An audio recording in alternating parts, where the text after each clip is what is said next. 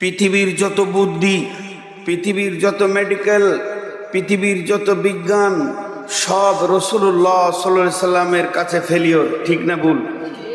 আল্লাহ রসুল বলছেন একটা শহীদের মওতের কতটা কষ্ট হয়, দুইটা শব্দ ব্যবহার করা আছে। একটা হচ্ছে পিঁপড়ে কাটলে যতটা, আর একটা আছে কলসি থেকে পানি বেরোতে যত সময় ওর জান বেরোতে তত সময়। মানুষ দেখবে ওকে কাটছে, চিল্লাচ্ছে, কিন্তু ভিতরের অনুভূতি যেহেতু রসুল বলেছেন ওইটাই ঠিক, পিঁপড়ে কাটার মতো। সব থেকে আসান মত হচ্ছে শহীদের মত। দ্বিতীয় নম্বর শুনে নেন, বিশ্বনবী বলছেন একটা শহীদের রক্ত যখন মাটিতে টাচ করে তার জীবনের সাগিরা কাবিরা সব গুনাহ মাফ, সব গুনাহ মাফ, সব গুনাহ মাফ, শুধু ঋণ ছাড়া। এই জন্য রাসূলুল্লাহ সাল্লাল্লাহু আলাইহি ওয়াসাল্লাম বাইতুল মাল নামে একটা ব্যাংক করেছিলেন। ওনার সাহাবীদের ভিতরে যারা ঋণদার হয়ে মতো তার ঋণ পরিশোধ করতেন। আমরা এখন উহুদের প্রান্তে দাঁড়িয়ে আছি। এখনকার আলেমদের কাজই হচ্ছে সৈন্যদেরকে উদ্বুদ্ধ করা। আর পিছপা হওয়ার দুনিয়া নাই, আর পিছপা হওয়ার দিন সাজতে হবে না, অত আর সাধু সাজতে হবে না। লড়বো, মরবো, আর বেঁচে থাকলে বিজয়ী করবো ইনশাআল্লাহ। একটা কথা বলি, 313 জনে একটা অঙ্ক দিলাম, 30,000-এ 1.5 লক্ষকে ময়দান ছাড়িয়েছে। আমাদেরই বংশ, আমাদেরই রক্ত, আমাদেরই ইমানওয়ালা ভাই। 5,000-এ 5 লক্ষকে ময়দান ছাড়িয়ে রোম সম্রাটকে দখল করেছে। একা হযরত উমর আর কয়েকটা সাহাবী মিলে জেরুজালেম বিজয়ী ঘোষণা করেছে। মাত্র 30টা যুবক গিয়ে বাহরাইনকে দখল করেছে। ইনশাআল্লাহ সেই রক্ত আমাদের বুকে আজও আছে। নারে তাকবীর! কোনোদিন পেছপা হবেন না। মরলে শহীদ, বাঁচলে গাজী, ভয় করবেন না। কিন্তু একটা দুটা কথা বলবো, যদি আমি না হক বলি আপনাদের পায়ের জুতোটা আমার মুখ বরাবর মারবেন, একদম আমি ওটাকে ফুল বলে চুমা দিয়ে দেব। না হক যদি বলে থাকি, আজকে যে বিষয়ে বক্তব্য রাখবো ওটার 2 মিনিট টাইম নিচ্ছি। প্রতিটি জালসায়, এখন আমার 13টা জালসা আছে, আমাদেরকে তৈরি হতে হবে এবং প্রতিটি খুতবা এখন সচেতনতার খুতবা হতে হবে। সেটা কি জানেন? লিক টিউব কোনোদিন মাল বহন করতে পারে না। আমার কথা বুঝে এসছে আপনাদের সামনে? যদি বুঝে থাকে তাহলে আপনারা সকলে একবার সাড়া দেবেন। ডাম্পারে 63 টন পাথর যাচ্ছে, কিন্তু একটা ভোল্টপিন না থাকার কারণে হাওয়া 4টা চাকাতেই নাই, এক চাকা যাবে না। মানে যে টিউবে লিক আছে তার দ্বারা মাল বহন করা সম্ভব। তাহলে আমাদের লিকগুলো আগে মারতে হবে, আমাদের লিকগুলো আগে মারতে হবে, না হলে আমাদের দ্বারা ইসলামকে পৌঁছানো সম্ভব হবে না। আমাদের লিক মারা নাই বলে ওরা সুযোগ পেয়েছে। সেটা কি? দুঃখের সঙ্গে বলছি, মসজিদ ওরা কেড়ে নিল, মসজিদ ওরা কেড়ে নিল। আমার সঙ্গে শব্দ দিয়ে উত্তর দেন, মসজিদ ওরা। এটা ঠিক না আগে আমরা মসজিদ ছেড়েছি? এটা ঠিক। এই লিকটাকে মারবে,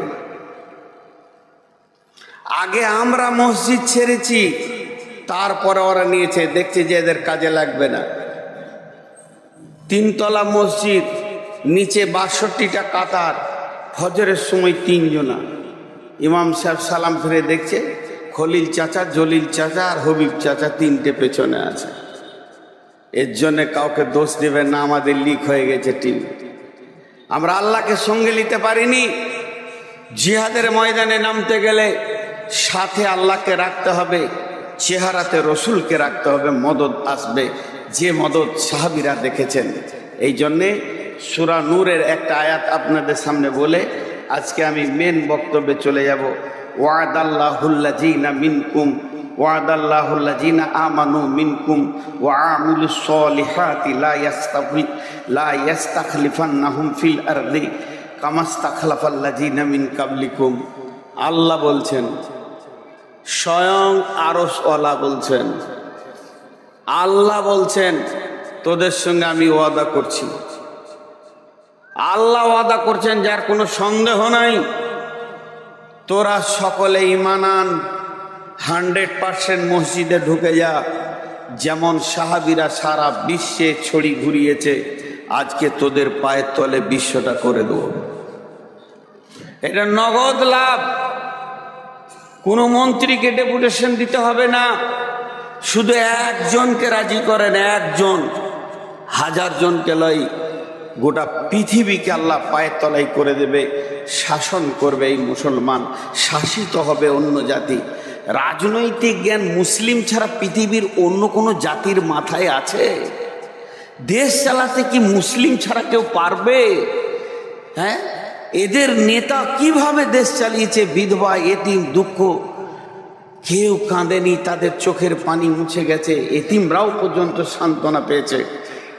আর ছোট্ট একটি সূরা, লি ইলাফি কুরাইশ ইলাফিহিম রিহলাতা শিতাই ওয়া সাইফ ফালিয়াবুদু রব্ব হাযাল বাইত আল্লাযী আত'আমাহুম মিন জু'ইন ওয়া আমানাহুম মিন খাউফ। দুটো আয়াত মাথায় ভরেন, দুটো, বেশি লয়। আল্লাযী আত'আমাহুম মিন জু'ইন ওয়া আমানাহুম মিন খাউফ। একটা মসজিদের দিকে এটা আয়াতটা নাজিল হয়েছে কাবা শরীফকে কেন্দ্র করে। আমি আপনাদের গায়ে মসজিদটাকে এইদিকে পশ্চিম আছে একটা মসজিদের দিকে যদি আঙুল তুলি দিয়ে বলি এই ঘরের মালিকের নাম কি, আপনারা উত্তর কি দিবেন? আল্লাহ। আল্লাহ বলছেন ওই ঘরের মালিকের তোরা পূজা কর, ওই ঘরের মালিকের পায়ে তোরা মাথা নামা, ওই ঘরের মালিককে তোরা ইবাদত কর, ওই মালিকের গোলামি কর। ওই মালিক তোদেরকে দুটো জিনিস দিবে, অভাব মুক্ত করবে। আল্লাযী আত'আমাহুম মিন জু', তোদেরকে খাওয়াবে অভাবের সময়। ও আমানাহুম মিন খাউফ, দ্বিতীয় যে দিক থেকে তোদের উপরে অত্যাচার আসবে তিনি দায়িত্ব নিয়েছেন নিরাপত্তা দিয়ে তোদেরকে ঘিরে রাখবে। আমাদের বিশ্বাস নাই, আমাদের বিশ্বাস নাই, আমাদের বিশ্বাস নাই। বিশ্বাস আছে মুখে, দিলে নাই যে ওই ঘরওয়ালা আমাদেরকে কি করে ওখান থেকে পারবে। আল্লাহ 1 সেকেন্ড লাগবে না। যে মোদি মুসলমানদের কলিজা খেতে চাইছে, আল্লাহ যদি ইচ্ছা করে ওকে আজ রাতেই ঈমান দিবে, কাল সকালে ও আর মোদি থাকবে না, মুসলিম হবে ইনশাআল্লাহ। তা সেই মাবুদকে রাজি করার জন্য আমরা রেডি হয়ে যাই। এই বার্তাটা সব জায়গায় পৌঁছাচ্ছি। আপনারা একবার মুখ খুলেন। আব্রাহা বাদশাকে ধ্বংস করতে বড় পাথর আনতে হয়নি, আবাবিলের ছোট কাঁকড়ে ধ্বংস হয়ে গেছে। কোরআন বলছে সেই আল্লাহ এখনও আছে। নমরুদকে জুতিয়ে মেরেছে ওই আল্লাহ এখনও আছে। ফেরাউনকে ডুবিয়ে মেরেছে ওই আল্লাহ এখনও আছে। নির্বাচন করে আল্লাহর গদি চেঞ্জ হয়নি। আজও যদি আমরা আল্লাহকে রাজি করি, যত ফেরাউন নমরুদ আছে আল্লাহ জুতিয়ে ডুবিয়ে মারবে ইনশাআল্লাহ। কিন্তু কাজ হচ্ছে আমাদেরকে এগিয়ে যেতে হবে।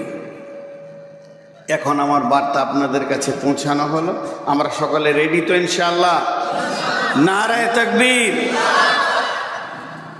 আমি আপনাদের সামনে আয়াত পড়েছি কবর সম্পর্কে। তার তো 20 মিনিট, এই বক্তালি এসে 12টায় ছাড়বো, 1 সেকেন্ড আগে যাব না। তোমরা কি করে সভা চালাবে এর জন্য আমি দায়ী নেই। বক্তা নিয়ে এসে হাজির করে দাও। আল্লাহ তাবারাক ওয়া তাআলা 4-5টা কথাতে আমার জিন্দেগিকে বেঁধে রেখেছেন। আমরা একটা সফরে আছি। আমাদের সফর শুরু হয়েছে আত্মা জগৎ থেকে। সফর শেষ হবে আমাদের জান্নাতে গিয়ে। আত্মা জগৎটা কোথায়? খুব ছোট ছোট করে বলবো, বেশি লম্বা সময় নিব না। আত্মা জগৎটা কোথায়? জান্নাতুল ফেরদাউসের ভিতরে একটা ময়দান আছে, তার নাম আত্মা জগৎ। কেন ওই নামটা হলো? হযরত আদম আলাইহিস সালামকে ওই জায়গাতেই আল্লাহ নিজের হাতে বানিয়েছিলেন এবং প্রাণ দিয়েছিলেন। আর আদমের পিঠে হাত দিয়ে সমস্ত আত্মাগুলো আল্লাহ ওখানে বানিয়ে রেখেছেন, স্টোরেজ করে রেখেছেন, জমা করে রেখেছেন। কিয়ামত পর্যন্ত যত মানুষ পৃথিবীতে আসবে পালাক্রমে, কে কোন সালে আসবে আর ক তারিখে যাবে, ক তারিখে আসবে আর ক তারিখে যাবে, এটা আল্লাহ নিজেই কন্ট্রোল করছেন। তিনি হলেন কন্ট্রোলার। সেইটা হলো আত্মা জগৎ। আমরা সেখান থেকে এসেছি। এই ওখান থেকে কিন্তু এই দেহ আসেনি। দেহ মা বাপের ক্রসে শুক্রাণু ডিম্বাণু দিয়ে এই দেহটা তৈরি হয়েছে, পুতুলটা তৈরি হয়েছে। 120 দিন লেগেছে মায়ের পেটে দেহটা পূর্ণাঙ্গ হতে। তারপরে ওই আত্মাটা এসে ওখানে আল্লাহ দিয়েছেন ফেরেশতা মাধ্যম, দেহটা সঞ্চার হয়েছে, দিয়ে এই পৃথিবীতে আমরা এসেছি। যে আল্লাহ বলছেন বিসমিল্লাহির রহমানির রহিম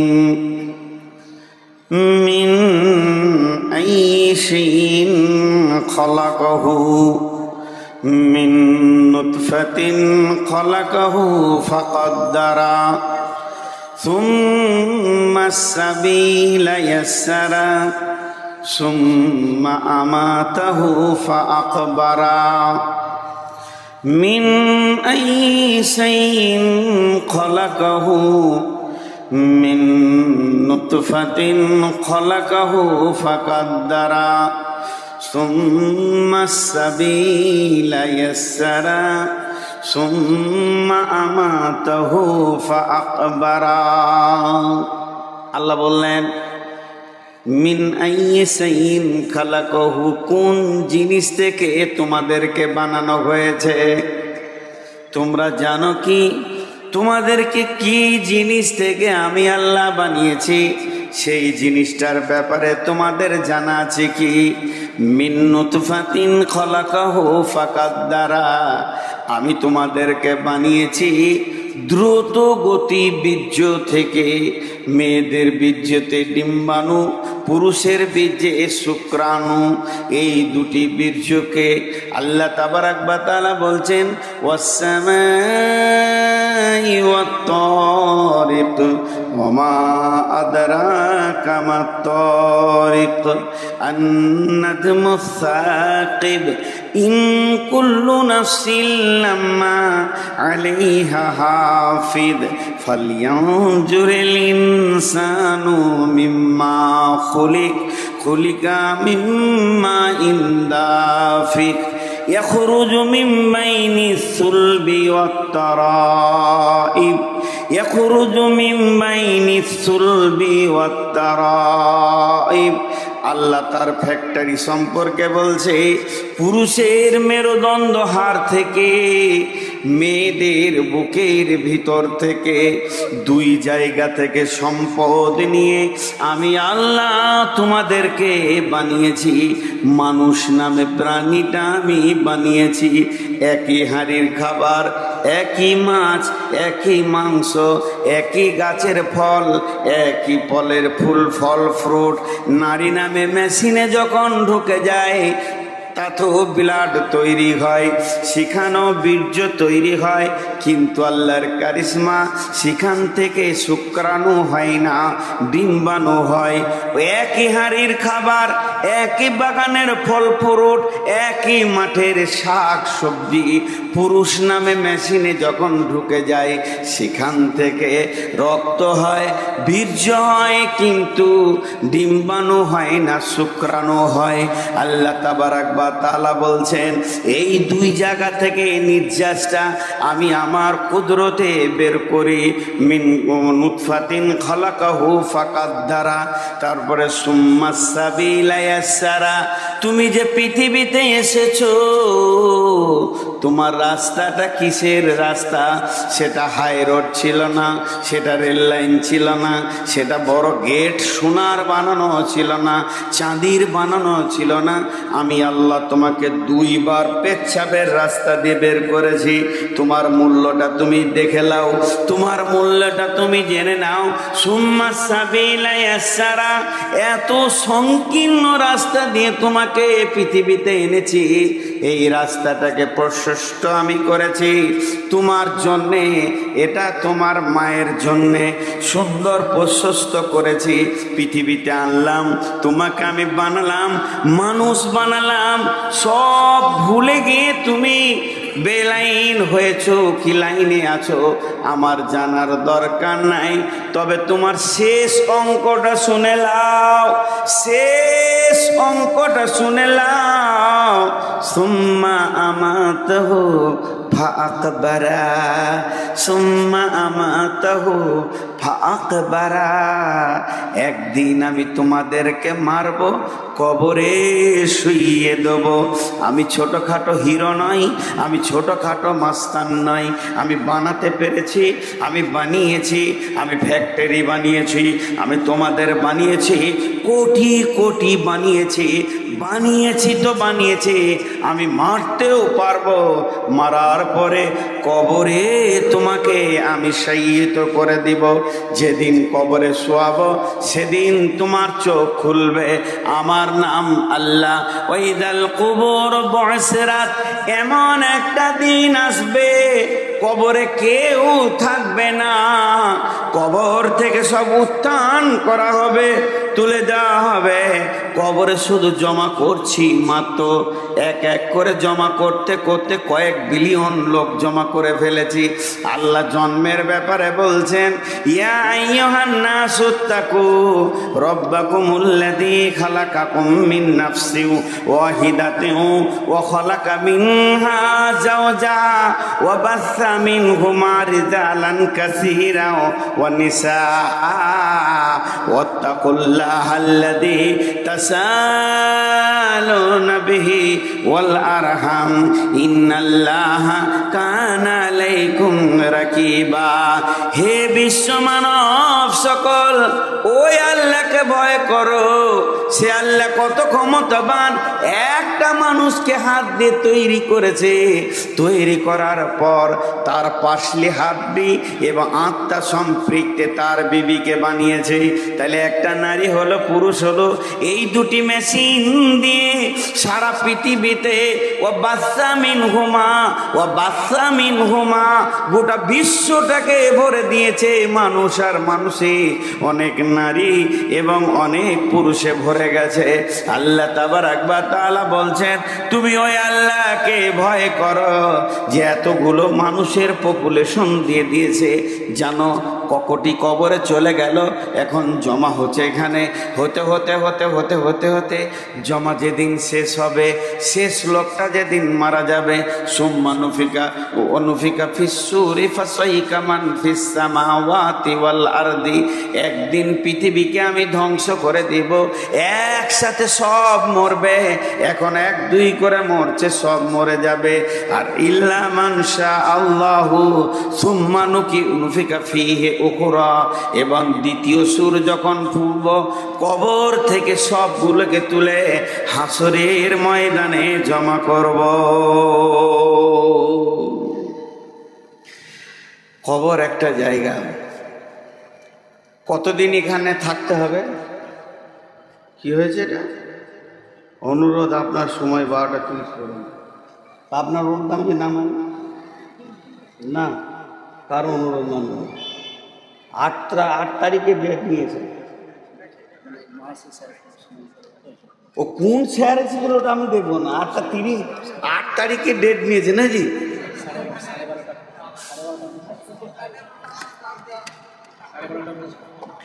সুগারের রুগী তো, শুনেন, যে জালসায় যেছি বলছি 2টা মিষ্টি খান, কিছু হবে না।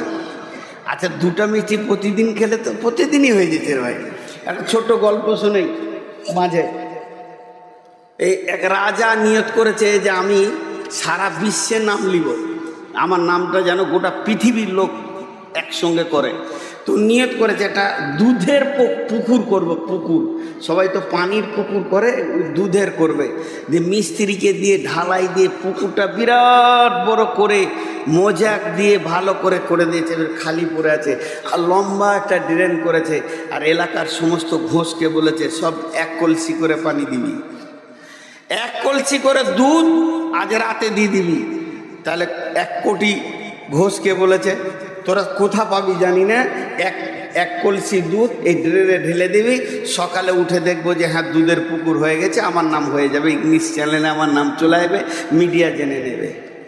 এবারে আঁধার রাত, রাজা সারা রাত ঘুমাইছে আর আনন্দ করছে, সকালে দুধের পুকুর দেখবে। সকালবেলায় গিয়ে দেখছে পানির পুকুর, দুধ নেই।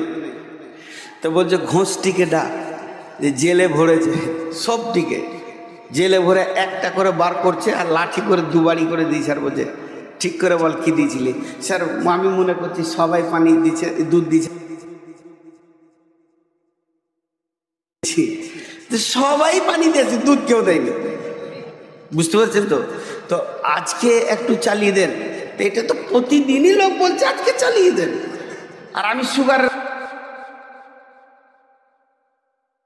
জিদ করে নেমে যাব, তাহলে ওরা বুঝবে যে ও এটা করে, নাহলে প্রতিদিন হচ্ছে। যাক, অন্যদিকে চলে যাচ্ছে। তো আল্লাহ তাবারাক ওয়া তাআলা বলেন, এবারে কবরে আদম প্রথম শুয়েছে, হাবিল কাবিল। তো কখন শুয়েছে ডেট তারিখটা জানি না। আমরা একদিন জিজ্ঞেস করছি একটা সাইকুল হাদিসকে, আমি নিজে প্রশ্ন করছি যে বলতো আদম আলাইহিস সালাম কতদিন আগে পৃথিবীতে ছিল, কোটি বছর আগে?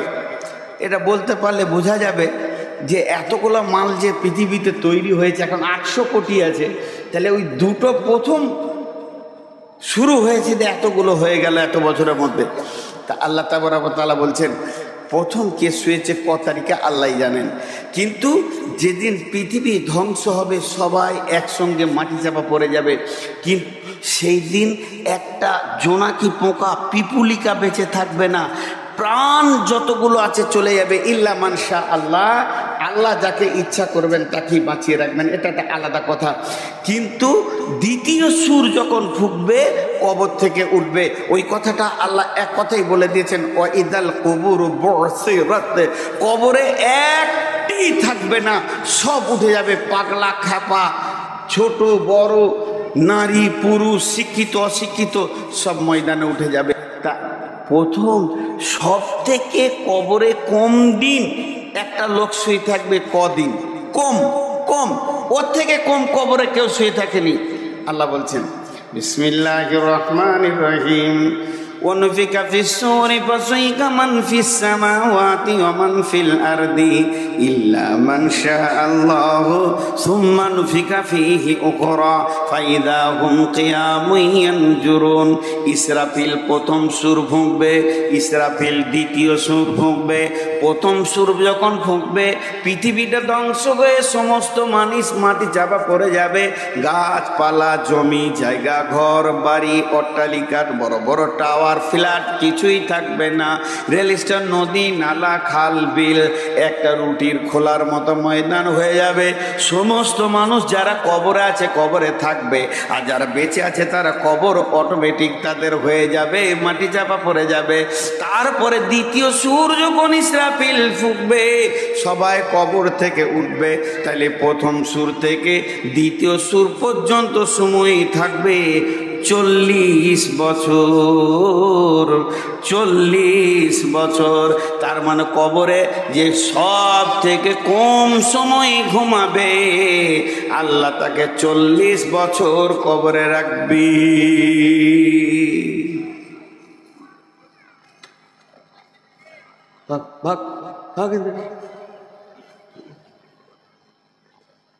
মাথা গরম করতে এসছে। তো 40 বছর কবরে থাকবে। হাজি, কবরে যাব না খালি একজন বলেন। মাঝে একটা কথা বলি, কবরের আরেকটা নাম আছে আলামে বারজাখ। ওই সময়কালটাকে বারজাখ বলা হয়েছে, মৃত্যুর পরের জীবন আর হাসরে মাঠে উঠার জীবন। বারজাখ শব্দটা কেন বললে, সবাই কবর পাবে না। আমরা যতজন আছি কজনের কবলে কবর আছে না নাই? কাউকে হয়তো পানি জাহাজে ডুবে মরে গেছে, কারো লাশ গুম হয়ে গেছে, কাউকে পুড়িয়ে দিয়েছে গাড়ি সহ আগুন লাগিয়ে, কাউকে হাঙ্গড়ে গিলেছে, কাউকে গুম করে দেওয়া হয়েছে, কারো লাশকে বস্তায় ভরে পচিয়ে দেওয়া হয়েছে। আর হিন্দু ভাইদের চিতাতে পোড়ানো হচ্ছে, বর্গীদের সোজা করে পুঁতে দেয়, খ্রিস্টানদের পূর্ব পশ্চিম সমাধি করে, আর একটা জাতি আছে বসিয়ে রেখে তাকে পুঁতে দেয়। বিভিন্ন রকম করা হচ্ছে পৃথিবীতে। শুধু মুসলিমরাই কবর দেয় তাই না, ইহুদিরা দেয়, তাদের মতো তারা দেয়। তাই যে তার জন্য আল্লাহ নবী বলছেন এই সময়টাকে বারজাক কাল বলে। আল্লাহ রসুল বলছেন বিসমিল্লাহির রহমানির রহিম ইদা ওয়াদিয়াল মাইয়াতু ফিল কবরি আতাহু মালাকানি ফায়াকুলানি মান রাব্বুকা মা দীনুকা ওয়া মান নাবিয়ুকা। ইদা ওয়াদিয়াল মাইয়াতু ফিল কবরে, যখন মাইয়াতকে কবরে রেখে দেয়া হয়, আতাহু মালাকানে, তখন দুইটা ফেরেশতা আছে, তারা দুইজনা একই সঙ্গে বলে, একা একা বলে, একজন শুনে তা নয়, দুইজন দৌত কণ্ঠে বলে ফায়াকুলানে মান রব্বুকা, তোমার রব কি, মা দীনুকা, তোমার দিন কি, মান নবিয়ুকা, তোমার নবীকে। আল্লাহ নবী বলছেন এই প্রশ্নটা শুধু মুসলিমদের হবে তা নয়, চিতাতে যখন মানুষকে শোয়ানো হয়, ওকে আগুন দেওয়ার আগে ওই প্রশ্ন ওর হয়ে যাবে। বর্গীদের পোঁতা হয়, খ্রিস্টানদের সমাধি হয়, যত রকম হবে না হোক না কেন, মরার পরে বিদায়ের সময় তার সেই প্রশ্নটা হয়ে যাবে।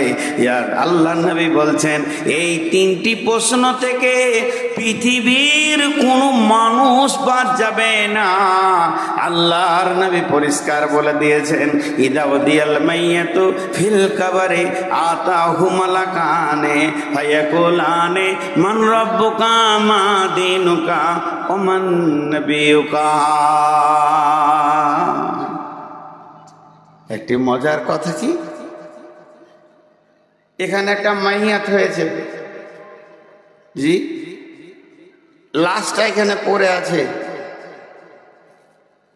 কোনো একজন ইমামতি করবেন, সবাইকে বলছে ভাই সকল, জানা যায় যে সব লোক এসছেন, আপনারা কাতার সোজা করে দাঁড়িয়ে যান।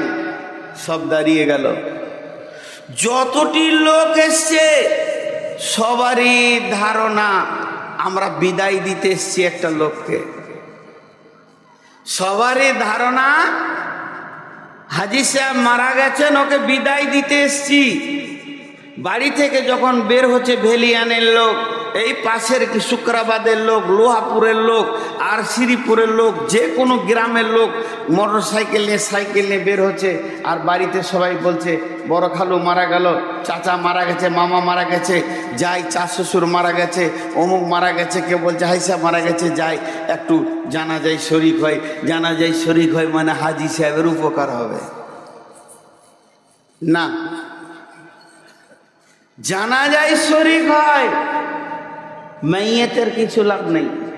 চলেন দুটি জিনিস খেয়াল করেন। বিসমিল্লাহির রহমানির রহিম আফালা ইয়ালামু ইযা বুসিরা মা ফিল কুবুর ওয়া হুসিলা মা ফিস সুদূর ইন্না রাব্বাহুম বিহিম ইয়াওমা ইযিল লাখাবীর। আল্লাহ নবী বলছেন যখন তুমি গোরস্থানের কাছে যাবে, আপনাদের পেছনে গোরস্থান রয়েছে, তো ওখানে গিয়ে বলো আসসালামু আলাইকুম ইয়া আহলাল কুবুরি ইয়া আহলাদ দিয়ার ইয়াগফিরুল্লাহু লানা ওয়া লাকুম ওয়া আনতুম সালাফুনা ওয়া নাহনু বিল আসরি। আমি মজলিসে উঠলাম, আসসালামু আলাইকুম, অপেক্ষা করলাম আপনারা সালামের উত্তর দিবেন, কিন্তু দুই জায়গায় অপেক্ষা করা যাবে না। রাস্তায় দেখা হলো আসসালামু আলাইকুম, ওয়ালাইকুম সালাম, দুই জায়গায় অপেক্ষা করা যাবে না। একটা হলো যখন মসজিদে ঢুকবেন, ওয়াসসালাতু ওয়াসসালামু আলাইকা ইয়া রাসূলুল্লাহ আল্লাহুম্মা ইফতাহ লি আবওয়াবা রাহমাতিকা, ডান পাট আগে দিয়ে আসসালামু আলাইকুম বলে ঢুকে গিয়ে মসজিদের প্রথম ইবাদত হচ্ছে 2 রাকাত সালাত, 2 রাকাত তাহিয়াতুল মসজিদ পড়ে নাও। তাহলে এখানে জানো যে আল্লাহর কোনো ফেরেশতা, কোন নেক বান্দা, কোনো জিন আছে, মসজিদে গিয়ে তুমি সালাম দাও, সালামের উত্তর ঠিক দেনেওয়ালা আছে, উত্তরের অপেক্ষা তুমি করিয়া না।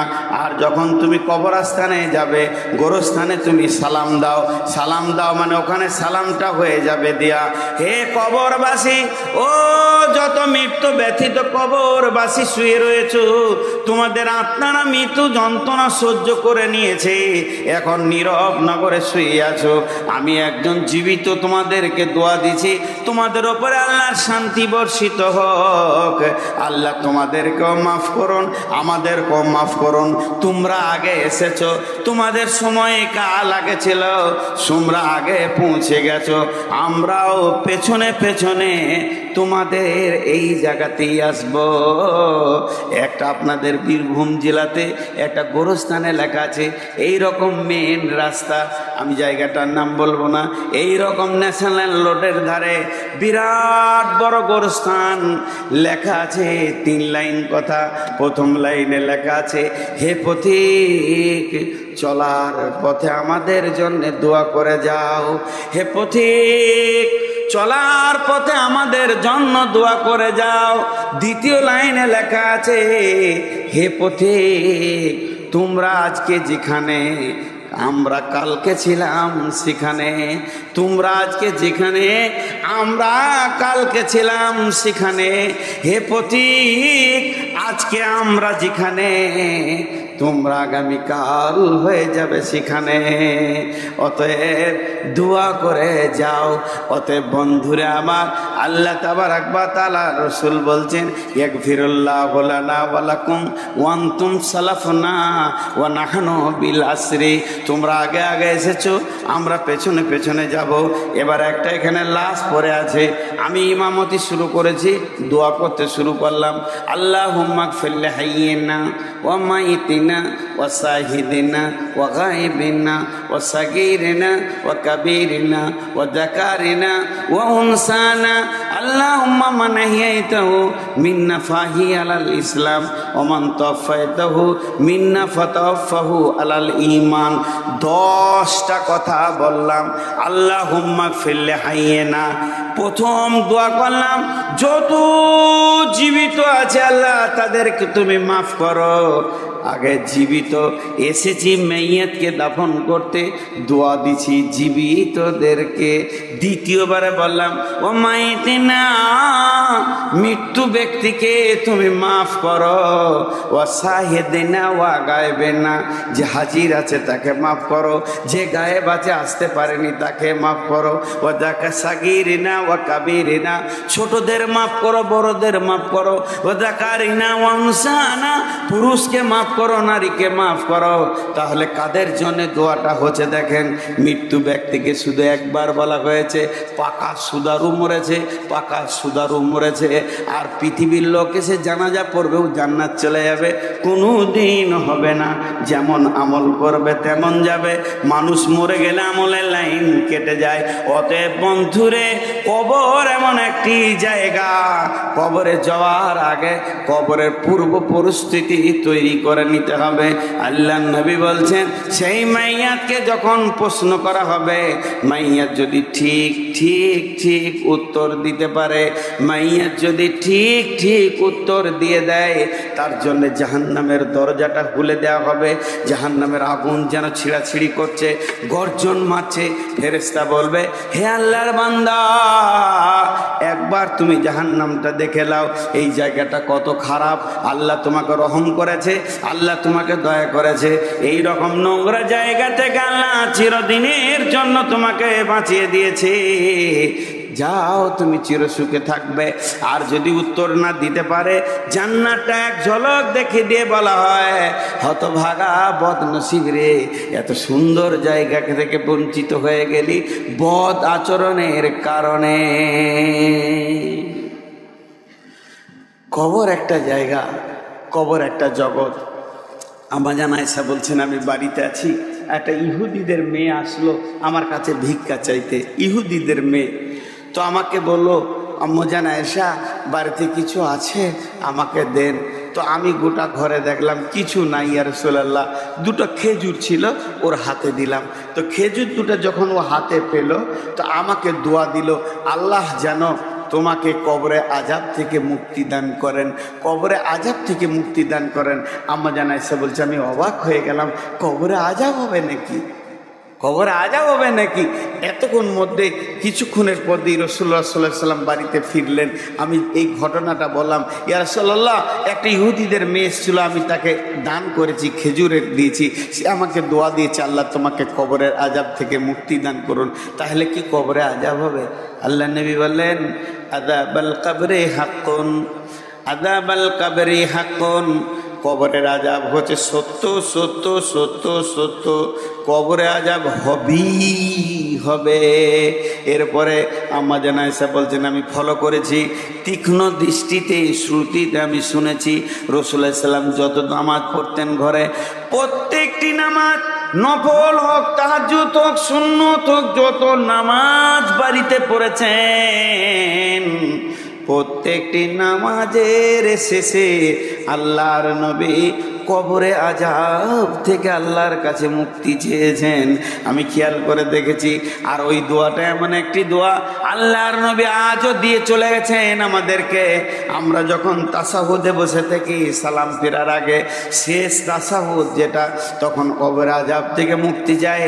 আল্লাহুম্মা ইন্নী আউযু বিকা মিন আযাবিল কবরি ওয়া আউযু বিকা মিন ফিতনাতিল মাসিহিদ দাজ্জালি। আল্লাহুম্মা ইন্নী আউযু বিকা মিনাল মাহিয়াই ওয়াল মামাতি, আল্লাহুম্মা ইন্নী আউযু বিকা মিনাল মাসামি ওয়াল মাগরাম। তো প্রথমেই বলা হয় আল্লাহুম্মা ইন্নী আউযু বিকা মিন আযাবিল কবরি, হে আল্লাহ তুমি আমাদেরকে কবরে আযাব থেকে মুক্তি দাও। একটা প্রশ্ন আমি নিজেই করব, নিজেই উত্তর দিব। আহলে কোরআন বলে একটা গোষ্ঠী বেরিয়েছে, সারা বিশ্বে এরা বিভ্রান্তি সৃষ্টি করেছে। এরা বলছে হিসাব তো হবে কিয়ামতের দিন, তো কবরে আযাব হবে কেন? কি যুক্তি দিয়েছে দেখেন, হিসাব তো হবে কিয়ামতের দিন, তো হিসাবের আগে আযাব হবে কেন? হিসাব হয়ে আমি মুজরিম এটা সাব্যস্ত হবে, প্রমাণ হবে আমি মুজরিম, আমি দোষী, আমি গুনাহগার, তারপরে আযাব চালু হবে, আর কবরে আযাব শুরু হবে, আর কিয়ামতের দিন হিসাব হবে। এটা কেমন কথা ভাইয়া? কবরের আযাব আযাব, কিয়ামতের আযাব আযাব, বেশ শাক আযাব। আযাব মানে আযাব, আযাবের অবিধানিক অর্থ আযাব, কষ্ট। কিন্তু কবরে আযাব সত্য, তাহলে আগে হবে কেন? একটা উদাহরণ দিব।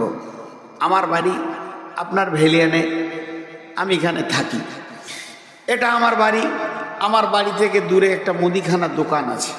আমি দেশ বিদেশে ঘুরি, ঘরে কম থাকি, ওই দোকানে আমি 12 মাস মাল খাই। সেখানে আমার একটা খাতা আছে, মাল আনি দেয়, সে দেয়, আমার কাছে টাকা চাই না, মাসের শেষে পেমেন্ট করে দিই, আবার কখনো 2 মাসে করি, এইটা চলে। একটা কথা বলেন, আমি দোকানদারকে বলছি ভাই মনে হয় 3 মাস আপনাকে টাকা দিইনি, কতদূর কি হলো? আমার তো আইডিয়া হচ্ছে যা খেয়েছি তাতে 40-এর ঘর ঢুকে গেল নাকি। তা দোকানদার হাসতে হাসতে বলছে, মৌলানা আপনি খান না, অসুবিধা কি আছে, খান। তা আমিও একটু ব্যস্ত, তো হিসাবটা এই এপ্রিল মাসের শেষে বসবো, কিংবা মে মাসের 10 তারিখে বসবো। হিসাবের একটা ডেট হয়ে গেল, হিসাবের দিন হয়ে গেল। তারপরও আমি মালদা যাচ্ছি জালসা করতে, পকেট থেকে একটা 20,000 টাকার বান্ডিল ওর টেবিলে নামিয়ে দিলাম, এটা জমা করে নেন। আচ্ছা ওইটা যদি জমা করে লাই, ওর কি অসুবিধা আছে কিছু? জি ভাই অসুবিধা আছে। আমি আইডিয়া করছি 50-60 হাজার হয়ে যাবে, তো 20-30 হাজার টাকা দিয়ে গেলাম। হিসাব হচ্ছে 10 তারিখে। 10 তারিখে বসে দেখছি টোটাল আমার মাল নেওয়া হয়েছে 60,000 টাকা। 60,000 টাকা। তাহলে কি ওই 20,000টা মাইনাস হবে না? 20-30 হাজারটা মাইনাস হবে না? হবে। তো কবরের আযাব সত্য, কিয়ামতের মাঠে যেদিন হিসাব হবে সেই দিন এই আযাবটা ওই আযাবের মাইনাস হবে। আল্লাহর নবী বলছেন, মুমিন কালেমাওয়ালা যারা যারা আশহাদু আল্লা ইলাহা ইল্লাল্লাহু ওয়া আশহাদু আন্না মুহাম্মাদান আবদুহু ওয়া রাসূলুহু করেছে, শিরক মুক্ত জীবন যে ব্যক্তিটা করে ওই পৃথিবীতে যত কষ্ট পায়, রাস্তায় চলতে চলতে যদি পায়ে একটা ছোট্ট কাঁটা ভোঁকে যায়, একটা কাঁকড়ে যদি আঘাত পায়, তার জন্য তার গুনাহ মাফ হয়ে যায়। তাহলে আল্লাহ মুমিনকে কি সুন্দর করে বানিয়েছেন। মুমিনের জীবনে সামান্যতম কষ্ট হবে আর তার আযাব মাফ হয়ে যাবে, তার গুনাহ মাফ হয়ে যাবে। তাহলে জেনে নেন পৃথিবীতে যদি এটা হয়, চলার পথ তো আমার হিসাবে দিন কিয়ামতের দিন আছে। এই চলার পথে পড়ছে কবর। আল্লাহ যাদের প্রতি দয়া করে 2-4টা 10-20 গুনাহ, সামান্য গুনাহ যার আছে, কবরে আযাবেই সেটা মিটে যাবে। এমনও লোক আছে কবরেই তার আযাব শেষ হয়ে যাবে, কিয়ামতের মাঠে সে মুমিনের দলে উঠবে। যদি কবরে আযাব শেষ না হয়ে যায়, তার গুনাহ যদি শেষ না হয়, কিয়ামতের মাঠে 50,000 বছর দাঁড়িয়ে থাকবে। কোনো কোনো চিঠি এটা পরে বললেই তো হয়, কথার মোশনে দিচ্ছেন, তার মানে কথাটা স্টপ করে আপনাকে এটা বলতে হবে এখন। হ্যাঁ, দান দেন আপনারা মাসের জন্য দেন। কে কত দিবেন আল্লাহর রাস্তায়? 2-5 হাজার যার কাছে যা আছে দেন। দানের জন্য বলছে, মানে স্টপ বায় না আর কি, দানা দেখো কোথায় এসেছি রে বাবা। দানা আদায় হবে ইনশাআল্লাহ। তো সঙ্গে সঙ্গে পৃথিবী থেকে চলা থেকে কিয়ামত পর্যন্ত যত কষ্ট পাবে মুমিনের গুনাহ মাফ হবে। এর জন্য কবরে আযাব বড় সত্য, কবরে আযাব বড় সত্য, কবরে আযাব বড় সত্য। মাটির কবর গৃহে শোয়াই দিলাম যারে, নবী রাসূল সাহাবা ইমাম আল্লাহর ওলি যত আছেন শুইয়া কবর গৃহে, লক্ষ কোটি শত ডাকলে শত কেউ কখনো আসবে না হায় মাটির বিছানা ছেড়ে, মাটির ওই কবর গৃহে শোয়ায়ে দিলাম যারে। যতগুলো লোক আছেন আমার কথা বুঝে জবাব দেবেন। যে মাদ্রাসাকে কেন্দ্র করে এই জালসা, সেই মাদ্রাসাকে কিছু দিবেন তো? বলেন ইনশাআল্লাহ। আরে জোরে বলেন ইনশাআল্লাহ। কারণ মাদ্রাসার কমিটি সবসময় ভয় কেছে দিবে কি দিবে না। হ্যাঁ, এটা কথা ঠিক। সারা বছর মাদ্রাসা চলে, এই জালসার কালেকশন ধান ওষুধ দিয়ে আল্লাহ তাবারক ওয়া তাআলা আমাদেরকে চালানো করায়। মুসলমানদের এই অদ্দা আছে বলি চলে। তা অতএব মাদ্রাসাকে দিবেন। আমি 2 মিনিট কথা বলে নিই। তাহলে এর নাম হলো কবর। কবর হচ্ছে একটা জান্নাতের টুকরো, কবর হচ্ছে জাহান্নামের সুলঙ্গ। অতএব কবর না দেখে কেউ জান্নাত যেতে পারবে না। এমন সিস্টেমেট আল্লাহ বানিয়ে দিয়েছেন আমাদেরকে, প্রত্যেককেই কবরকে গ্রহণ করতেই হবে, আলামে বারজাক মরতেই হবে। তারপরে জান্নাত জাহান্নাম আছে, মত থেকে কেউ বাদ যাবে না। কিন্তু কবরের প্রশ্ন তো 3টি। হযরত ওসমান গনি কবর দেখলে ঝরঝর করে কাঁদতেন। সাহাবীরা প্রশ্ন করলেন, আমিরুল মুমিনিন খলিফাতুল মুসলিমিন, আপনি জাহান্নাম কাঁদেন? হযরত ওসমান গনি উত্তর দিয়েছিলেন, ভাই সকল শোনো, আল্লাহ নবী বলছেন যে কবরে ধরা পড়ে যাবে সে সব জায়গায় ধরা পড়বে, আর যে কবরে ছাড়া পেয়ে যাবে সব জায়গায় ছাড়া পেয়ে যাবে। কবর এমন একটা চেকের জায়গা, ইমিগ্রেশনের জায়গা, এখানে ধরা পড়তেই হবে। জি, একটা ছেলের মানে ওই কবর একটা জায়গা, এখানে চেক আপ। আজ ভারতের লোক বাংলাদেশ যাবে, বাংলাদেশের লোক ভারত আসবে, ভারতের লোক আর কোনো দেশ যাবে, সেই দেশের লোক ভারত আসবে। মধ্যখানে বর্ডারে এমন চেক আপ হবে, শুল্ক চেক আপ, শুল্ক কাস্টম আছে, শুল্ক সেখানে চেক আপ, সূক্ষ্ম থেকে সূক্ষ্ম চেক আপ হবে। যেই লোকটা 1 নম্বর না 2 নম্বর, স্মাগলার না কালাবাজারি, সব চেক আপ করে পার করা করেই হবে। তা আল্লাহ তাবারক ওয়া তাআলা ওই রকম কবরে ফেরেশতা দিয়ে চেক করে নেবে। 3টে প্রশ্নতে চেক হয়ে যাবে। জি, এখানে পার হওয়া খুব মুশকিল, একটা ছুঁচ নিয়ে পেরিয়ে যাওয়া খুব মুশকিল।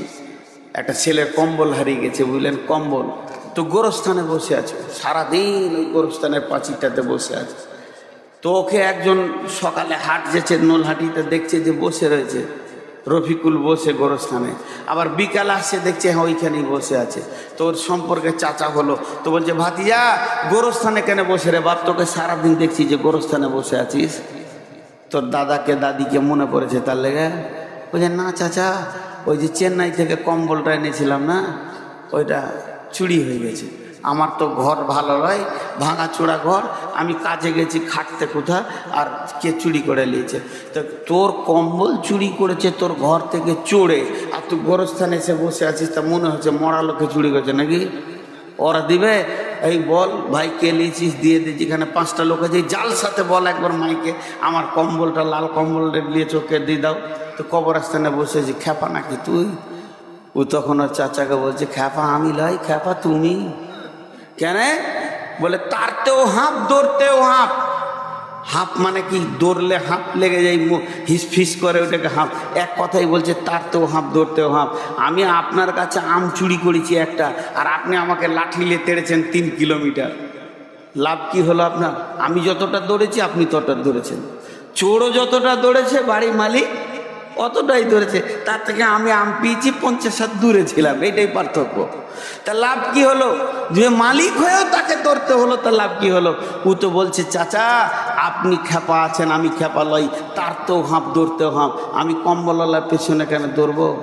আমি চেক আপের জায়গায় বসে আছি, যেখানে যাক কম্বল ফেলে যেতে হবে। এখানে আমি দরখাস্ত দিতে এসেছি মেন গেটে, এইদিকে ঢুকতেই হবে, আমার কম্বলকে ফেলে দিয়ে তারপরে যেতে হবে। কারো বাবার ক্ষমতা নেই একটা ছুঁচকে নেই কবরে পার হয়ে চলে যায়।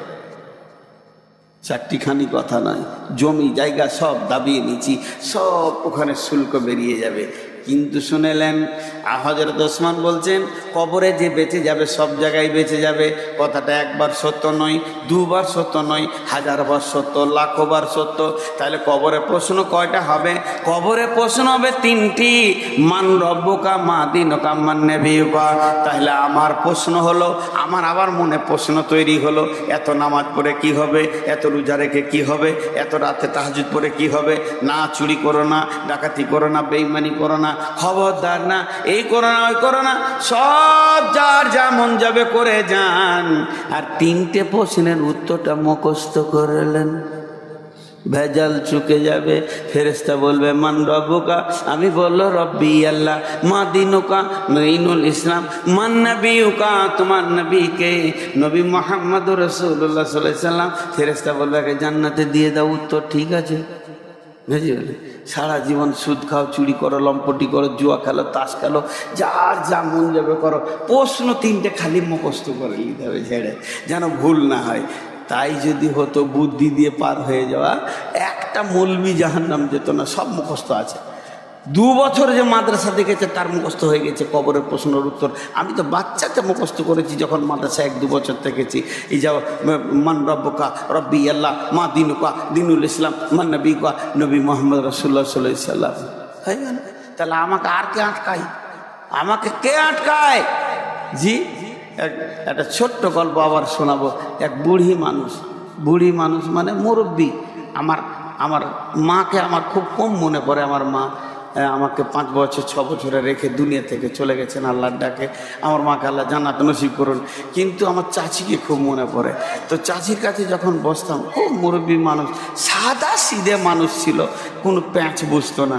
তো ও বসলি একটা কথা বলতো, কি কবরে জবাব দিব? ওর আখেরাত ফাকেরাত অত হাদিস মুখস্থ নেই, কবরে কি করে জবাব দিব রে বাবা, কবরে কি করে? ওর একটা জিনিস মনে পড়তো, তাহলে কবরকে ভয় করে। একরকম ওই রকম মুরব্বী মানুষ, বুড়ি মানুষ, ওর বয়স 70 বছর হয়ে গেছে। তো ও খালি কবরকে নিয়ে চিন্তা করে, কবরে কি জবাব দিব, কবর। ওর পেটের বেটা ল নিয়ে পড়তে গেছে, আইন পড়তে গেছে, তর্ক পড়তে পড়তে নাস্তিক হয়ে গেছে। ওর পেটের বেটা বলছে আল্লাহ নাই, আখেরাত নাই, কিয়ামত নাই, কবরে আযাব নাই, যে যা পারবি করে লেগা।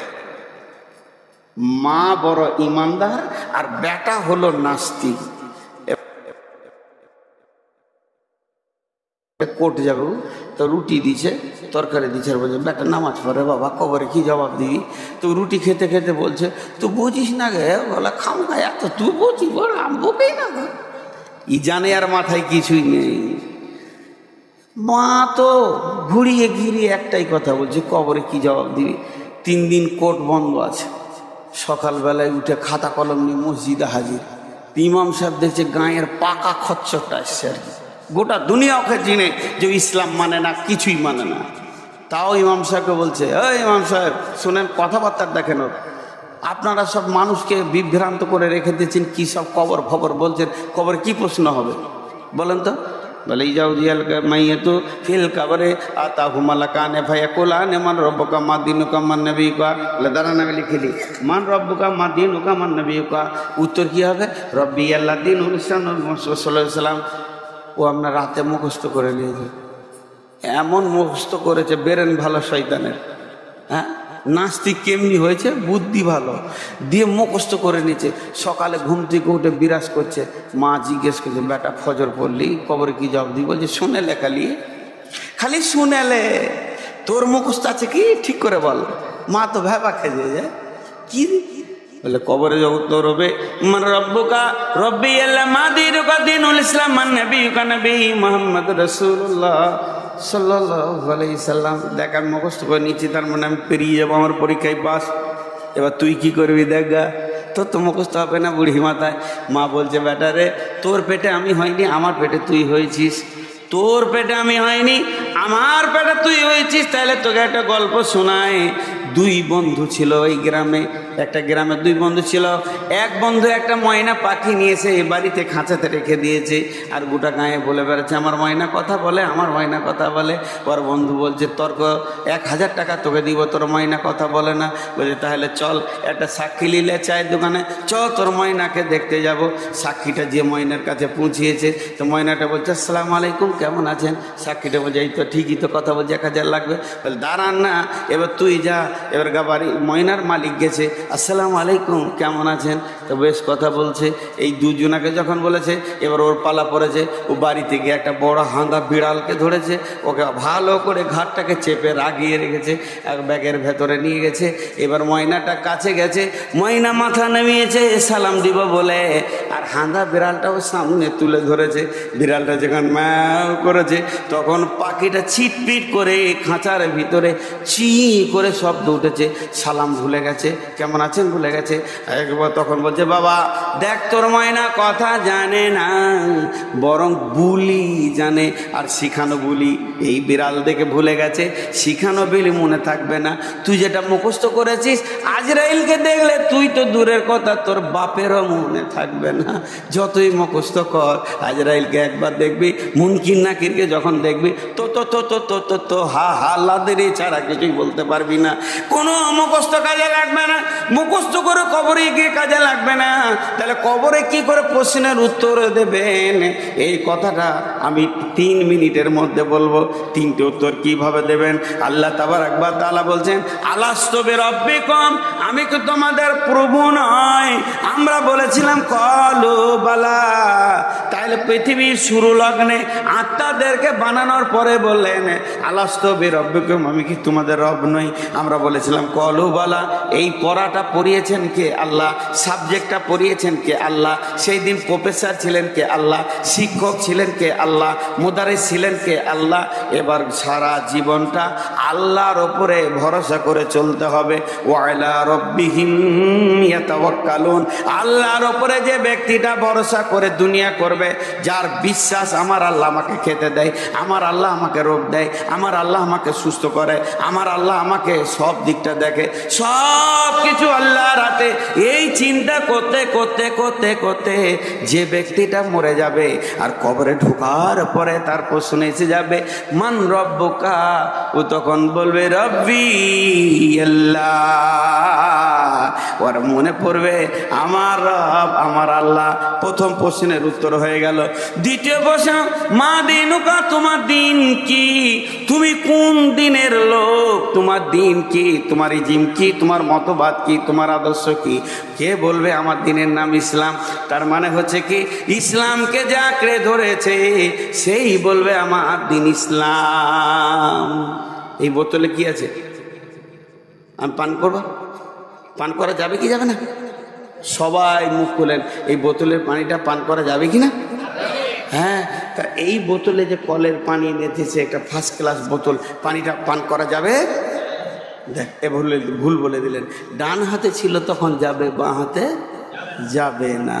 এর নাম হলো ইসলাম। ইসলাম যে আইন বলেছে ওই আইনকে সারা জীবন যে মেনে চলবে। ইসলাম আমাকে একটা আইন বলে দিয়েছে। যুবক সবাই খেয়াল করি, ইসলামের আইনকে পুঙ্খানুভাবে মানতে হবে। একটা ছোট কথা বলে দিই, একটা ছেলে একটা মেয়ে প্রেম করেছে, ভালোবাসা করেছে, লুকিয়ে গিয়ে বিয়ে করে নিয়েছে। 4 মাস 6 মাস 1 বছর আসেনি, লুকিয়ে থাকলো। 2 ফ্যামিলি মানেনি। 2 ফ্যামিলি বলছে কাঠ বললো দিতে ভাসিয়ে দেবো, বেটি লিব না, ছেলে লিব না। ছেলের বাপ বলছে ছেলে আমার দরকার নেই, ওকে কেটে ফেলে দিব। বেটির বাপ বলছে কেটে ফেলে দিব। যতই রাগ করুক 2 বছর পর দেখবেন বেটি জামাইলে ঘুরছে শ্বশুর। হয় কি হয় না?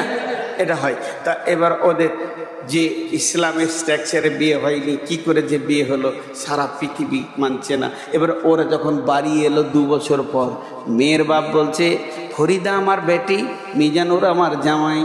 মেনে নিয়েছে। মেয়ের মা মেনেছে, মেয়ের বাপ মেনেছে, মেয়ের চাচা মেনেছে, মেয়ের ফুফু মেনেছে, মেয়ের মামা মেনেছে, খালা মেনেছে, ফুল ফ্যামিলি মেনে নিয়েছে, ভাই বোন মেনে নিয়েছে। ঠিক ছেলের বাপ মিজানুর আমার ছেলে, ফরিদা আমার বৌমা। ছেলের বাপ মেনেছে, ছেলের মা মেনেছে, ছেলের মামা মেনেছে, ছেলের মামি মেনেছে, খালা মেনেছে, ছেলের ফুফি মেনেছে, ছেলের চাচা মেনেছে, ভাই বোনরা মেনে নিয়েছে। 2 ফ্যামিলি আনন্দে রয়েছে, আমাদের বেটি জামাই হয়ে গেল। যা ঘটেছিল ঘটেছিল। কিন্তু ইসলামকে জিজ্ঞেস করেন, ইসলাম ফরিদার মিজানুরকে তুমি কি ওদের স্বামী স্ত্রী বলবে? কোরআন বলছে আমি বলবো না, কোনোদিন না। তারা জেনা করছে আর যারও সন্তান তৈরি করছে তাদেরকে আমি মানব না। আমার নিজস্ব একটা আইন আছে, আমার আইনের মতে যদি তারা বিয়ে করে তাহলে আমি মানব। অর্থাৎ ইসলামের একটা নিজস্ব গণ্ডি আছে, আইন আছে। ওই আইনের আওতাভুক্ত নিজেকে থাকতে হবে। যে ইসলামের আইনের আওতাভুক্ত থাকবে ওই বলবে কবরে আমার দিন ইসলাম। মান নবিয়্যুকা, তোমার নবীকে। আমাকে যদি বলেন তোমার নবীকে, আমি এমনি করে হাত দুটো ছেড়ে দিয়ে বলবো দেখো আমার নবীকে। আমার নবী আমার সুন্নত, নবীর সুন্নত আছে, আমি নবীকে মানি, আমি নবীকে ভালোবাসি, আমি নবীর মতো করে চলি, নবীর মতো পেশাব করি, নবীর মতো পায়খানা করি, নবীজির মতো আমি শুই, নবীজির মতো আমি খাই। ডান হাতে খাই, বাম হাতে খাই না। তার মানে আমার নবী, নবী মুহাম্মদুর রাসূলুল্লাহ সাল্লাল্লাহু আলাইহি সাল্লাম। যুবক, যতগুলো যুবক আছেন, খালি একবার ছোট করে বলছি, রাগ না করলে ভালো হয়। এই যে চুলটা চারিদিকে নাড়া, এখানে জুতোর বিরাস, এটা কোন নবীর সুন্নত? এটা কোন নবীর সুন্নত? আপনি ওই চুলটা এমনি করে লেড়ে দিয়ে বলবেন যে এটা নবী মুহাম্মদ সাল্লাল্লাহু আলাইহি সাল্লাম করেছিলেন। একটা যুবক বলেন, একটা যুবক বলেন, কে বলবে আমার নবী মুহাম্মদ সাল্লাল্লাহু আলাইহি সাল্লাম? কে বলবে যে নবী মুহাম্মদ সাল্লাল্লাহু আলাইহি সাল্লামকে নিজের বডিতে রাখতে পেরেছে? জি, অনেক কথা। খোরাইন বলে একটা ছেলে ছিল, ওর লম্বা চুল ছিল আর পায়ের নিচে, ওর টাকনুর নিচে কাপড় ছিল। আল্লাহ রসুল একদিন গল্প করছেন মসজিদে নববীতে যে মদিনাতে খোরাইন খুব ভালো, কিন্তু আর 2টা কাজ খুব খারাপ। পায়ের টাকনুর নিচে কাপড় থাকে, মাথার পেছন দিকে চুল থাকে। খোরাইন যখন এটা শুনলো, আমার রসুল এই 2টাতে নারাজ হয়েছে, চুলকে চাকু করে কেটে ফেলে দিয়েছিল, পায়ের নিচের কাপড়কে ছেটে ফেলে দিয়েছিল। আমি গোটা পশ্চিমবঙ্গের কথা বলছি না, গোটা বীরভূমের কথা বলছি না, নলহাটি থানার কথা বলছি না, ভেলিয়ান গোটা গায়ের কথা বলবো না। এইখানে যতগুলো যুবক বসে আছেন, আপনি একবার আপনাকে টেস্ট করেন, আপনি নবীর উম্মত না আপনাকে কোন নবী ওটা দিয়ে গেছে? টাকনুর নিচে আপনার কাপড় কেন আর আপনার মাথার চুল এমন কেন? এই লোক জবাব দিতে পারবে না। কিন্তু যে লোকটা সুন্নত মেনে নিয়েছে, রসুলের খাওয়া উঠা বসা, ও বলবে আমার নবী, নবী মুহাম্মদুর রাসূলুল্লাহ সাল্লাল্লাহু আলাইহি ওয়াসাল্লাম। সকলে জোরে বলেন সাল্লাল্লাহু আলাইহি সাল্লাম বলেন আমার নবী, নবী মুহাম্মদুর রাসূলুল্লাহ সাল্লাল্লাহু আলাইহি ওয়াসাল্লাম। তাহলে শুনে নেন, আল্লাহ তাবারক ওয়া তাআলা কবরে এই 3টে প্রশ্নের উত্তরই দিতে পারবে যে চিরদিন আল্লাহকে উপরে তওয়াক্কুল করে চলবে। দ্বিতীয় উত্তরটা যে দিতে পারবে যে ইসলামের উপরে জীবন কাটাবে আর যে নবী মুহাম্মদ সাল্লাল্লাহু আলাইহি ওয়াসাল্লামকে আদর্শ মনে করবে, তার উত্তর সে দিতে পারবে।